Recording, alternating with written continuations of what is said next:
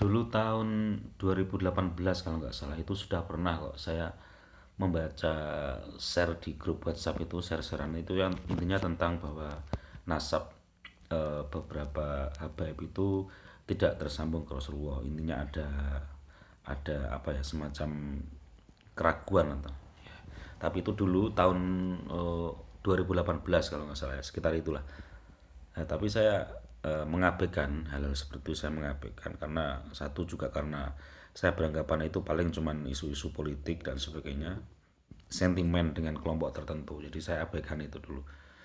Terus istilah tentang ini bahwa ketika nasab apa perkawinan ya antara Dzurriyyah Nabi dengan Ahwal itu ketika Syarifah atau dari keluarganya Habaib itu menikah dengan yang non Habaib itu dianggap atau tidak dianjurkan itu kan dianggap apa ya memutuskan nasab yang berharga itu kan juga sudah beberapa tahun yang lalu itu kan isu seperti itu sempat sedikit mencuat itu dan saya juga tidak merespon itu paling ya biasalah karena mungkin mereka juga pengen mempertahankan hal itu ya kan ingin mempertahankan silsilah nasab kekeluargaan yang tersambung kepada Nabi karena mereka meyakini kalau misalnya nasab itu berasal dari perempuan itu berarti terputus dan itu keyakinan ya udah itu keyakinan mereka dari Ba'alawi dan kita juga ndak terlalu merespon itu sebenarnya karena itu ya kita anggap urusan internal orang berhak untuk meyakini apa yang anggap mereka benar orang berhak menjalani apa yang menurut mereka benar. Ya, jadi sudah lama sebenarnya dan kita juga tidak punya kepentingan untuk mengingkari atau membenarkan ini keturunan Nabi atau bukan itu sama sekali tidak punya kepentingan tentang itu, ya kan? Apalagi kalau misalnya sudah kita terima apalagi di NU itu kan yang namanya Habib itu sangat diterima sekali. Ketika Habib Umar ke Indonesia itu kan ramenya luar biasa dan sangat diterima ya jadi nggak ada sentimen sama sekali kepada Habaib apalagi kalau misalnya sudah secara masyhur dianggap ini adalah keturunan Rasulullah Shallallahu Alaihi Wasallam. Jadi kita mengikuti yang masyhur saja itu. Nah terus semakin kesini semakin ke belakang ini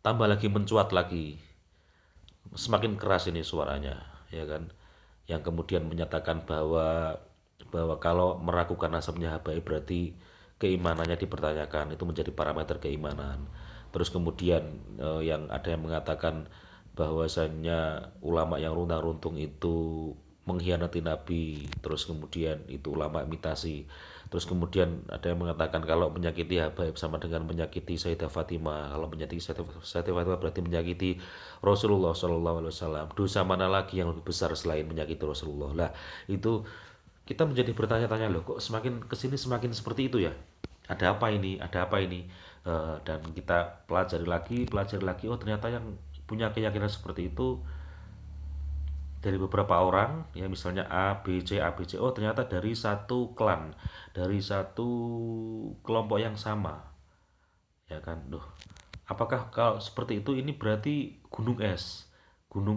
ya yang nampak selama ini mungkin baru permukaan saja tapi setelah lama-lama kita lihat ya kita kan semakin tahu ini makin tahu loh ternyata satu kelompok loh apakah berarti ini sudah menjadi akidah bagi kelompok mereka terus kemudian pemaknaan ahlul bait dan dzurriyyah nabi menjadi kabur seolah-olah mereka adalah ahlul bait barang siapa yang menyakiti ahlul bait berarti menyakiti Rasulullah selalu ke sana arahnya selalu ke sana bahkan sesuatu yang sebenarnya ilmiah saja itu dibantah dengan doktrin.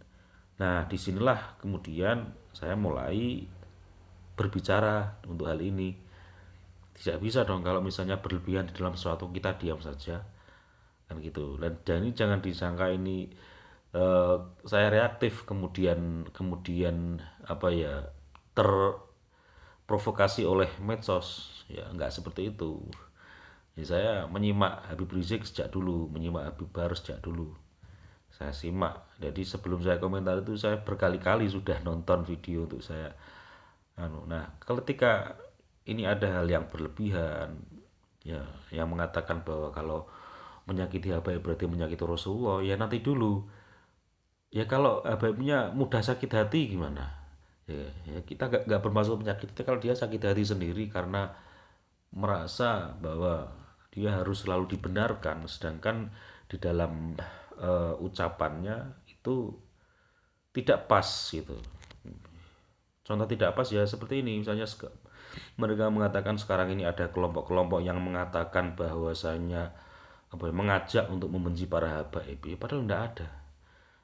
Ayo kita benci para habaib, tidak ada seperti itu.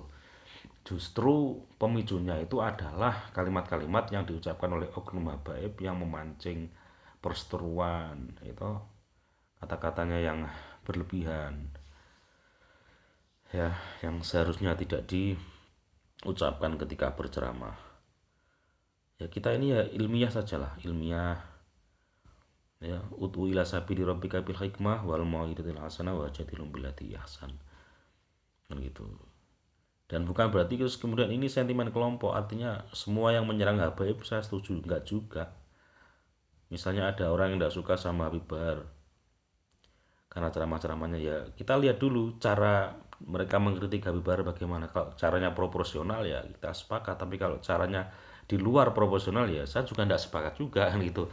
Mari kita pada batas yang jelas, yang kita bicarakan itu dari segi apanya dulu, sehingga tidak melebar kemana-mana. Seperti itu ya. Jadi kalau dalam seperti kemarin ceramahnya Habib Bahar di Madura, itu kan juga seperti orang perang toh, siap untuk taruhan nyawa demi membela Habib, membela ulama, ya, karena untuk pilihan lurah saja Anda rela mati demi lurah, masa demi Habib gak rela matinya? Itu konteksnya apa? Kalau konteksnya itu adalah untuk menghadapi penelitian ilmiah yang disodorkan oleh Kiai Maduddin, saya kira tidak perlu sampai sekeras itu. Makanya biasakanlah diskusi dalam beragama. Itu penting supaya agama ini tidak dipenuhi oleh doktrin yang sebenarnya itu tidak berasal dari ajarannya Islam, ya, tidak dipenuhi oleh doktrin yang sebenarnya tidak berasal dari Rasulullah, tetapi kemudian dimistifikasi. Agama setelah mengalami mistifikasi, agama telah mengalami indoktrinasi dan menghilangkan kejernihan pikiran, menghilangkan kejernihan akal. Diskusi penting ya, supaya tidak terjadi hal-hal yang sifatnya itu tendensius. Ya, maka salah satunya coba beberkan antara ahlul bait dan zuriat Nabi. Apakah habaib itu adalah ahlul bait yang dimaksudkan oleh Nabi Muhammad SAW? Ya, dari sehingga kalau mereka sakit hati, mereka tidak langsung menganggap oh kamu menyakiti saya berarti menyakiti Rasulullah. Wah, kalau seperti itu kan Islam seperti menjadi ancaman bagi umatnya sendiri, kan begitu. Ya, umat Islam, orang sudah menjadi Islam masih diancam-ancam. Ini kan kacau kan seperti ini. Orang sudah mengucapkan kalimat syahadat, sudah menjalani agamanya, masih diancam-ancam, kalau kamu menyakiti aku ini habaib, aku ini habib turunan Rasulullah, berarti kamu menyakiti Rasulullah loh. Lihat dulu konteksnya apa. Kalau Habibnya memang mudah sakit hati, ya masuk Rasulullah terus kemudian sentimen, kamu menyakiti cucuku, ya masuk seperti itu. Ya, nalar tidak mengatakan seperti itu, akal kita tidak mengatakan seperti itu. Ya, orang sakit hati itu kan sebabnya macam-macam. Ada yang karena memang dia mudah sakit hati, ada yang karena memang pengen mendapatkan pengakuan kemudian tidak diakui, ya merasa pantas untuk kemudian diagung-agungkan dirinya. Ya, itu kan masalah itu. Mengagung-agungkan dirinya untuk mendapatkan pengakuan, itu sudah masalah secara psikologi, sudah masalah secara sosial, bermasalah. Ya, sehingga akal kita berkata, ini ada tendensi apa di balik semua ini. Wajar orang bertanya seperti itu, dan ini bukan bentuk kebencian kepada ahlul bait, karena ahlul bait kalau dalam keyakinan kita, referensi yang kita baca, ahlul bait itu adalah Ali, Fatimah, Hasan, Husain, ya, dimana mereka orang yang pernah diajak bermubahalah oleh Nabi Muhammad SAW pada orang Yahudi, ya kan, bermubahalah tentang apa itu, ya ada di Al-Quran itu, ketika anak keluarganya diajak untuk bermubahalah, Nabi Muhammad mengajak Ali, Fatimah, Hasan, Husain. Dan Nabi Muhammad juga pernah membawa selendang kemudian melingkari mereka dengan selendang itu, inilah ahlul baitku. Jadi seperti itu. yang pantas dituduh menghilangkan peran Ahlul Bait, membenci Ahlul Bait adalah orang yang setelah Nabi wafat mereka itu diancam. Ali dibunuh, wafat apa, Hasan Husain dibunuh, keturunannya dibunuh, ya. Yang membunuh mereka, yang mengejar-ngejar mereka lah, itulah orang yang memusuhi Ahlul Bait. Sedangkan di Indonesia tidak ada itu, Wong, ya kan, tidak ada. Wong kita ini sama Wali Songo aja ziarahnya luar biasa, rame terus, rame terus. Dan orang selama ini kan mengenal Habib sebagai keturunan Rasulullah, itu diterimanya luar biasa, ya.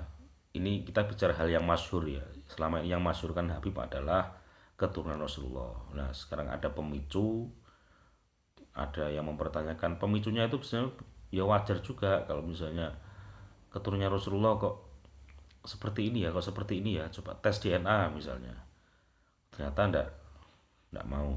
Terus di penelitian ilmiah ternyata kok sanatnya ini ada kejanggalan, ketersambungannya ke Rasulullah ini ada kejanggalan. Wajar kan itu, wajar kalau orang bertanya, itu sangat wajar. Maka dan kita lihat juga ternyata doktrinnya, kemudian keyakinannya mereka, ya, seperti ya tadi yang sudah saya sebutkan itu, menikah dengan yang non habaib itu berarti menyakiti Sayyidah Fatimah. Bahkan ada yang mengatakan dosa sampai hari kiamat kecuali mampu mengembalikan keperawanannya. Wah, ngeri sekali, doktrinnya ngeri sekali.